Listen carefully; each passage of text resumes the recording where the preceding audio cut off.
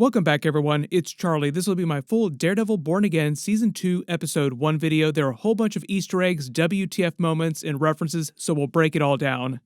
We are finally back, and it looks like Marvel got all your notes, and they decided to bring back all the Netflix Defenders characters over the next couple of years, so we will see which other cameos beyond Jessica Jones show up this season. We literally got a couple Jessica Jones references in episode 1, so like they're already teasing Defenders coming back, or more of the Defenders if you consider Punisher a Defender. Even though technically he wasn't in the Defenders series, you kind of consider him with that group of Defenders characters from the Netflix series. And I know there's going to be a ton of questions about where Spider-Man is while this is all going down, because this is taking place right before the events of Spider-Man Brand New Day. So we will address all that and how the timeline is working with this in the Punisher special presentation, what Punisher is also doing right now while this is going on too. The episode is titled The Northern Star, which is a reference to the ship, the Northern Star, that Fisk is using to smuggle weapons into New York City that Daredevil tries to investigate before they sink in to prevent it from being discovered, and becomes this big running issue, at least across the first part of the season. I haven't seen any of the episodes in the future, so I don't know if the Northern Star ship will be like a big thing across the entire season or just part of the season. The way they talk about it, Mr. Charles, Matthew Lillard's character, wants to smuggle all the weapons off, so it sounds like it was going to last for most of the season. But the opening scene starts with a BB report broadcast on what's going on in the city 6 months after the end of Season 2. That's how much time has gone by between Season 1 and Season 2, just 6 months, and her asking people whether or not Kingpin has lived up to his campaign slogan, "Did Fisk fix it?" which was a reference to Fix It Felix during Season 1. And generally, it seems like a lot of the citizens that she interviews, at least, just the ones that she interviews, seem like they think that Fisk has done a good job as mayor, blind to the really messed up WTF stuff he's been doing, like his agenda to get rid of all the heroes, lock up anybody that he doesn't like or won't toe the line, like he's locking up regular rich citizens who won't do what he tells them to do. Rival politicians, judges, pretty much anybody that won't be on Team Kingpin. You also notice in the footage the anti-vigilante task force, the Punisher cops, have geared way more, but they're still wearing the Punisher logos on their chests, and they're just all black now, just so they don't stand out quite as much. But on some of their vests, you do notice the Punisher logo is still very prominent. And the way they explain it, there's like a sly wink at it during this BB interview here, is that Fisk is manipulating the papers and the news so that they're only reporting things that make him look good, basically spinning everything that makes him look bad into something different, basically calling all the vigilantes like Daredevil, Spider-Man, any heroes, even villains too, as terrorists so that the law won't apply to them and he can do whatever he wants to with them. Which is also a big theme of this first episode, basically how he's doing that. We get the standard Marvel Television logo. It's super short. It's basically the same one from Season 1. And then we see the actual Northern Star ship, giving us the title of the episode.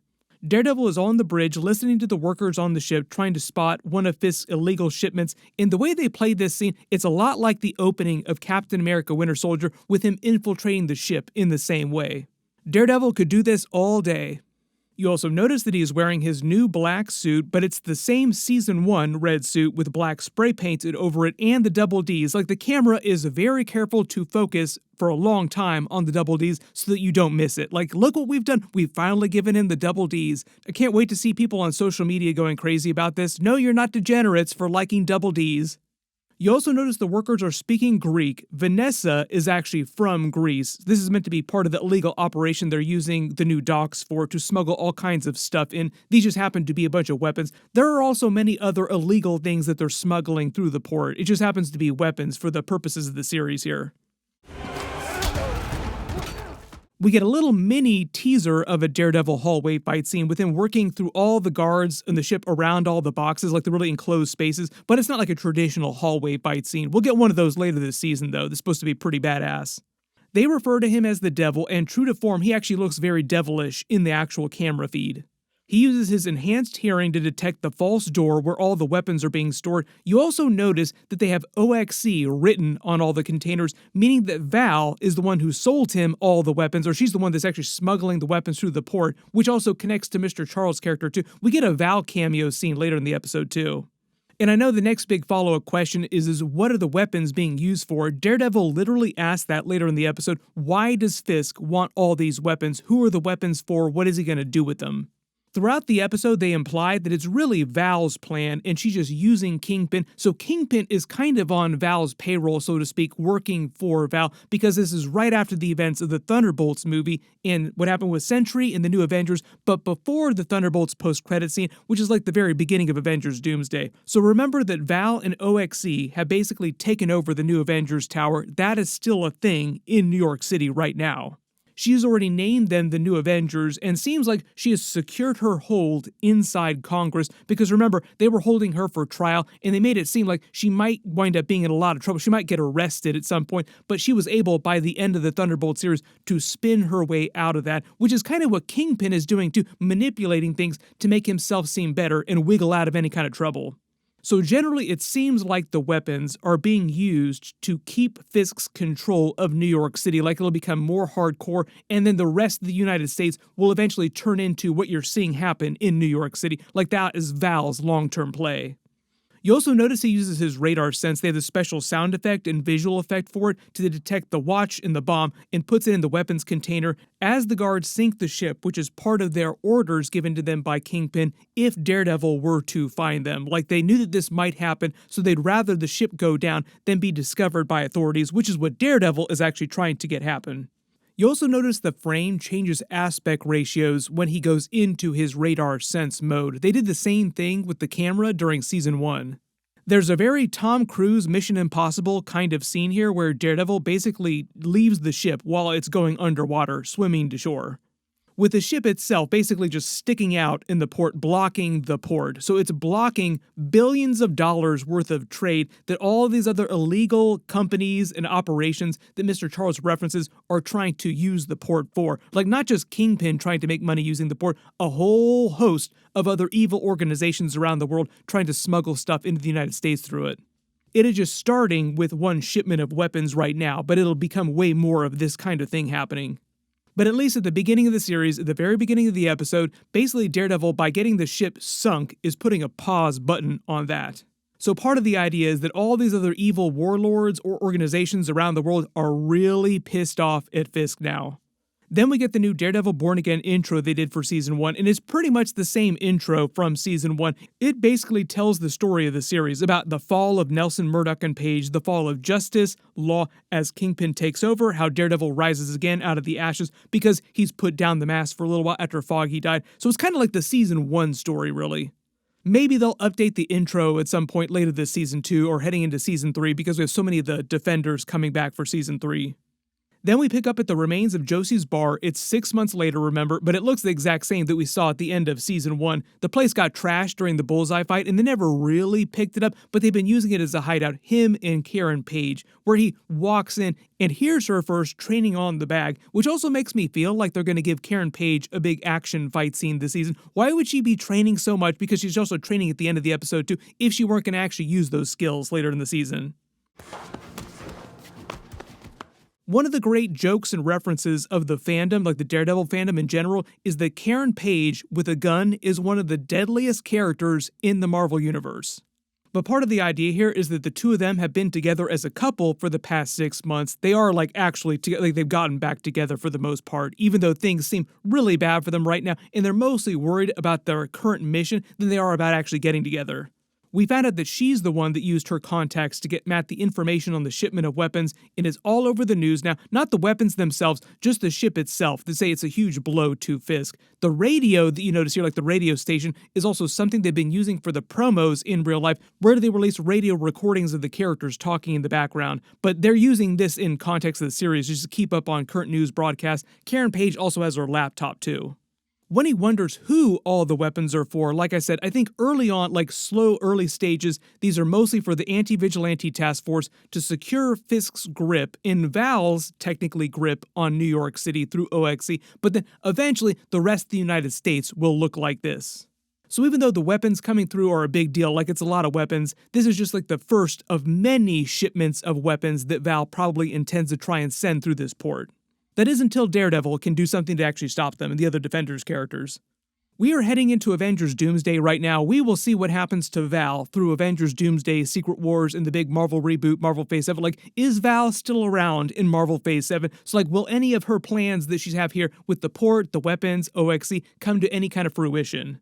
The only thing we know for sure there is that at least the Thunderbolts themselves, like the new Avengers characters, including the Sentry, will be in Avengers Doomsday and Secret Wars. I don't know about Val herself showing up in those movies. Then we get our first look with Fisk and his entourage, seeing the damage, the downed ship. He's wearing white over black again. He was wearing white at the end of last season. It is meant to be a metaphor for his whole character, lying to everyone about his true intentions, like his black soul covered in this white patina. He then orders the Punisher cops, which are now technically the anti-vigilante task force, to go after Daredevil and Karen Page, who he refers to as the Devil of Hell's Kitchen, which is what he always called him in the past, even going back to the Netflix series.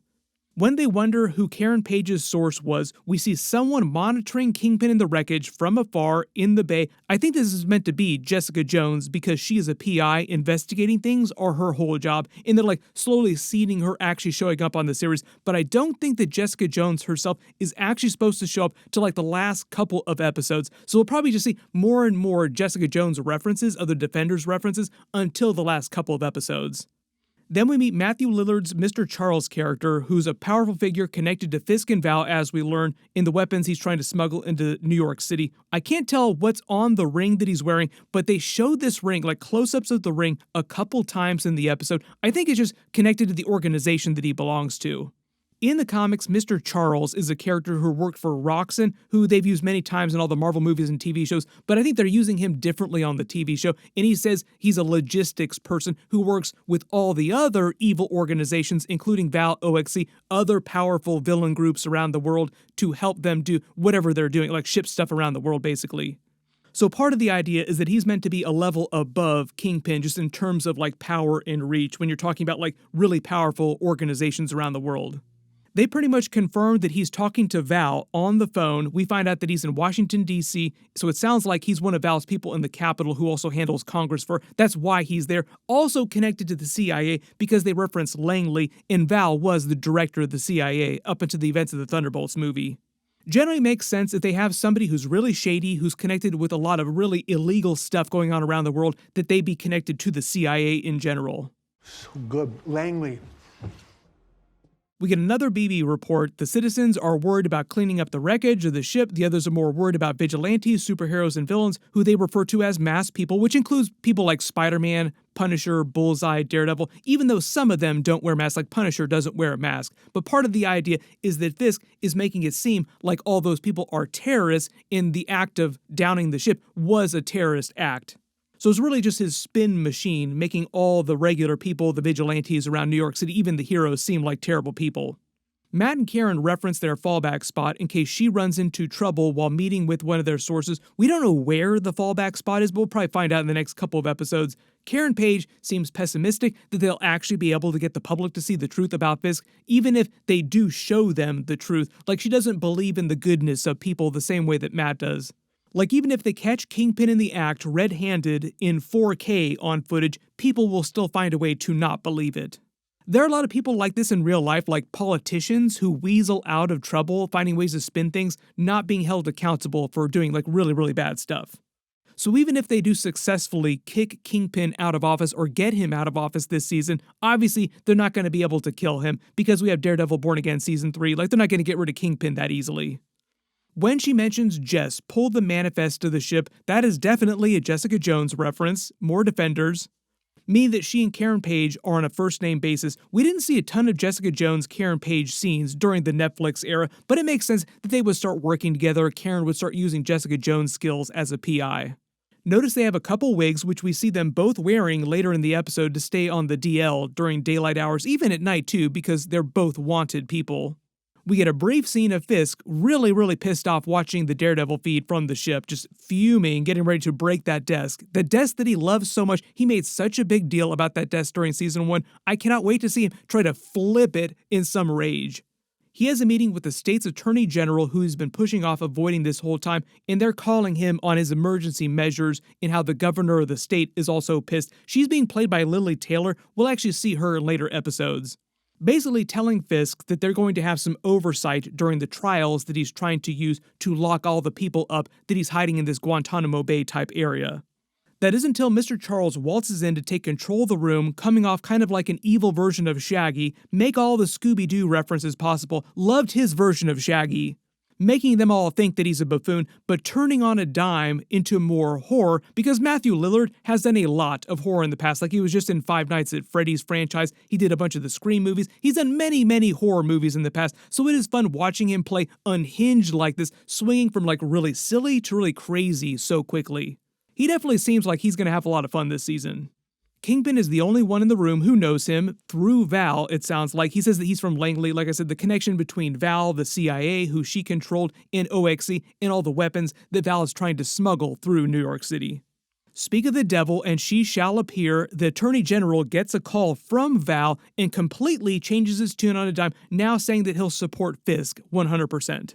So like I said, the idea here is that Val is helping Kingpin maintain control of the city because, yes, money, like she's getting paid a lot of money for selling weapons to him, but also she also wants to control the city and the rest of the United States, a la New Avengers in the Century, because this takes place right at the end of the Thunderbolts movie before that post-credit scene. So the idea is she has greater intentions for controlling America going forward, and Fisk is just part of those plans, so he's on Team Val, not the other way around. Like, it isn't Fisk helping Val out, Val is the one who's more powerful helping Fisk out. Yes, Miss DeFontaine. We get a look at the Karen Page wanted poster. One of the docks workers leaves information for her in her wig, Wig Watch MCU. And we check in with Heather Glenn, who's still absolutely terrible interviewing swordsmen in prison. Do not like her at all, but I can't wait to see her just go completely off the rails this season based on what they're implying with her arc and her declining mental state. We also see swordsmen come back, and they use this to show how Fisk is basically treating all of the vigilantes that he's locked up in this very illegal kind of way, making them seem like terrorists so that he doesn't have to obey the law. They're not subject to the laws. She also notes that his lawyers just happen to be one Matt Murdock and Kristen McDuffie, their law firm from season 1, who we also see later in the episode, and he notes the torture device on the table and the fact that he has no idea where he's being held, sort of like Fisk's backdoor Guantanamo Bay, like I've said before. He eggs her on a little bit, she just gets more and more pissed off until she starts hallucinating Muse. The camera tilts at a Dutch angle a little bit. I think this might be her slowly turning into the next Muse. In the comics, she does eventually turn into Muse because of the PTSD from her encounter with him, so like she's the next version of Muse. Cannot wait to see her go off the rails. Way more interesting for her character than her character was in season 1. Speaking of Matt Murdock's new law firm, we see Kristen McDuffie, who's running their law firm in his absence while he's hiding out on the DL to avoid capture, helping people around the city, and they're basically using this as a comp to real-life ICE. Basically, the anti-vigilante task force and Fisk's measures have wrecked the city for most normal inhabitants, so like a lot of people are just having all kinds of problems that she is helping them with. She's also still got Cherry working for her. He worked for them in last season. When she says that they can't afford another investigator, that feels like another Jessica Jones reference. Jessica Jones basically does what Cherry does, but for Jaron Hogarth's law firm. They reference finding out where Fisk's secret prison is, where he's holding everyone, which Daredevil tries to do at the end of the episode, like he starts on that path. Maybe he'll find it in episode 2. She also asks Cherry if Matt has contacted him, which he does right after this with the dinner reservation code. This person, Hochberg, was the New York District Attorney from Season 1, who we saw him go up against, who's working for Fisk now, or like at least on Fisk's payroll, Team Fisk, to try and get her to stop defending swordsmen, basically explaining that the law no longer applies in New York City. Like, people's rights, no, none of that stuff works anymore. Just do whatever Fisk tells you to do. Cherry then meets with Matt, and they talk about the weapons on the ship. They don't know that Val and OXC are behind it, but they know that the weapons are intended for something greater, something even worse. When he jokes about not worrying about putting Cherry at risk, this is meant to be foreshadowing for the end of the episode where Cherry almost winds up being killed by the Punisher cops. We see them go after the ship's captain at that Greek restaurant, literally taking a swing at the woman in broad daylight like it's no big deal. Like, that's kind of what New York City has turned into.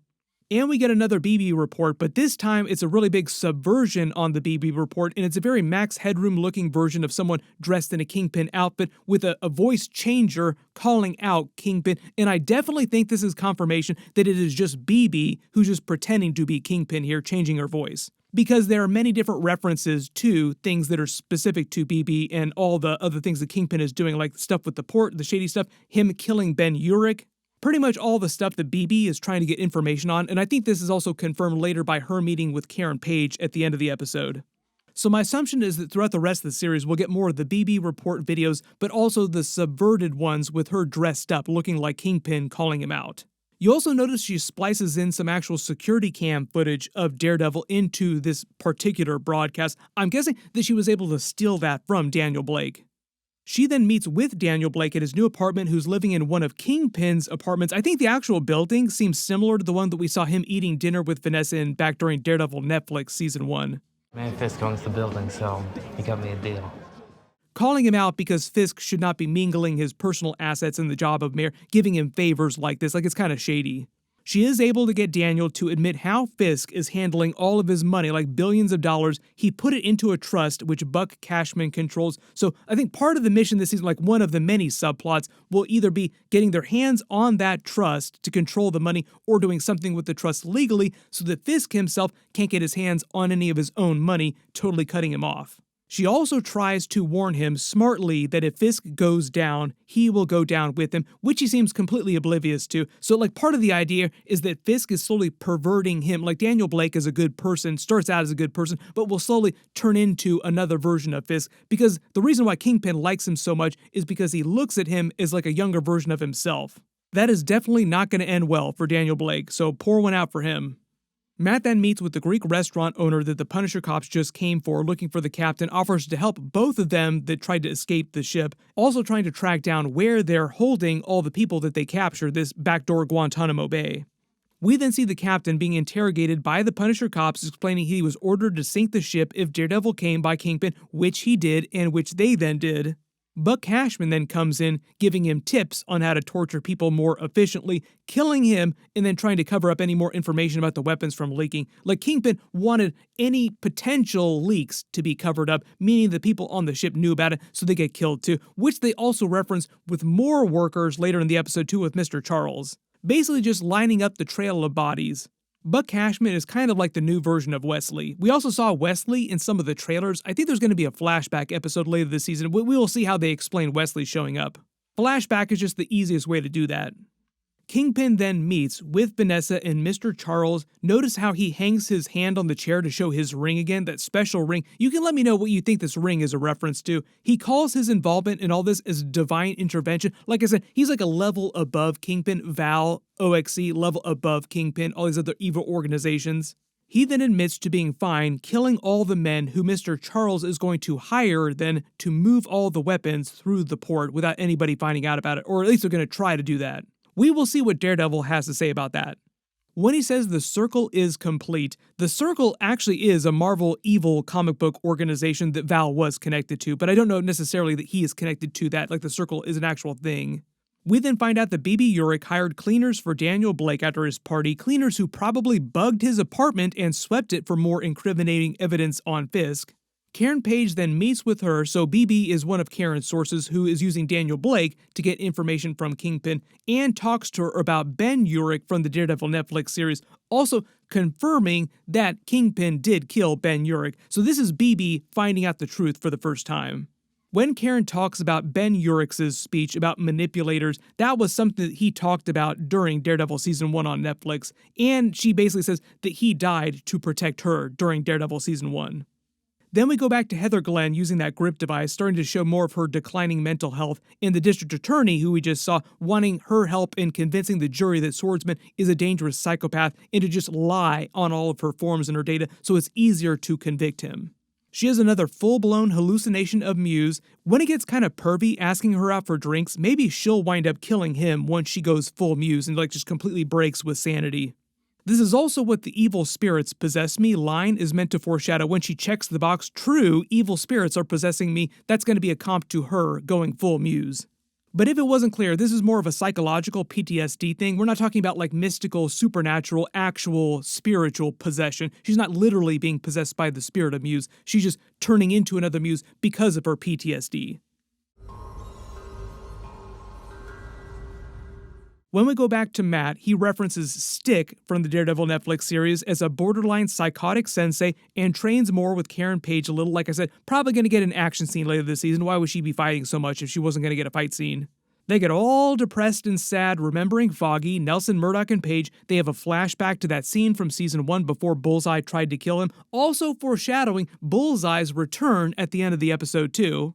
And when he says he's always trying to move forward, that's also something that Luke Cage says during the Luke Cage series, always moving forward.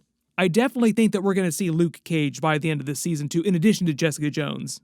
Back at the Greek restaurant, Saba, the other person from the Northern Star ship, shows up, meaning that now they have some actual evidence to use against Kingpin if they can keep him alive, away from the Punisher cops. And the anti-vigilante task force then comes for Cherry, who declines Matt's invitation for the next meeting, also causing Matt to show up to try and rescue him, knowing that something has gone wrong. You also remember here that Cherry used to be a cop, so these Punisher cops who are punching the crap out of him, slowly killing him, know him pretty well.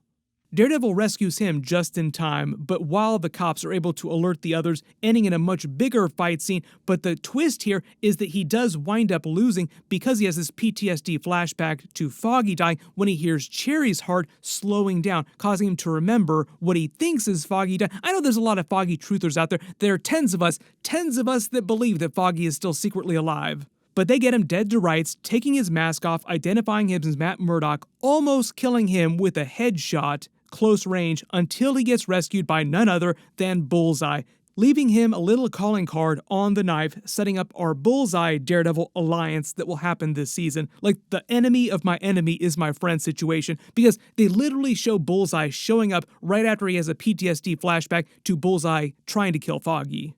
But if it wasn't clear, all the cops who just identified him as Matt Murdock are dead now, so his secret is safe, at least on a certain level. Kingpin does know that Daredevil is Matt Murdock, but they have a truce between them just on that, which is also why he isn't screaming it all over the news to find Matt Murdock in Daredevil. Daredevil is the person he's calling this dangerous terrorist who's taking down the ship. But it seems like based on the way they end the episode 2 will actually pick up with some of Bullseye's story and what he's been doing since the end of season 1. Everybody post all your reactions in the comments below, and if you spotted any Easter eggs or references in the episode that I didn't put in the video, just add them below in the comments. My episode 2 and episode 3 video will post next week after they release it. The big reminder is that there's going to be 2 episodes next week instead of just 1 episode. My assumption is that just because the episodes are really short. They did the same thing during season 1 where like towards the end of the season they just aired 2 episodes back to back because both of the episodes were so short. My Invincible Episode 4 video will post next. Be sure to enable alerts so you don't miss that. Streets are also saying they're going to release the official trailer for the Harry Potter reboot that HBO is doing. It's going to be an HBO show, so I will do a video for that if they do release the trailer. I just did a whole bunch of videos about how Spider-Man Brand New Day connects with the Punisher special presentation, the small movie they're doing for that, and Daredevil Born Again. Click here to learn about that, and click here for all my Daredevil Season 2 videos. Thank you so much for watching, and I'll see you guys in the next one.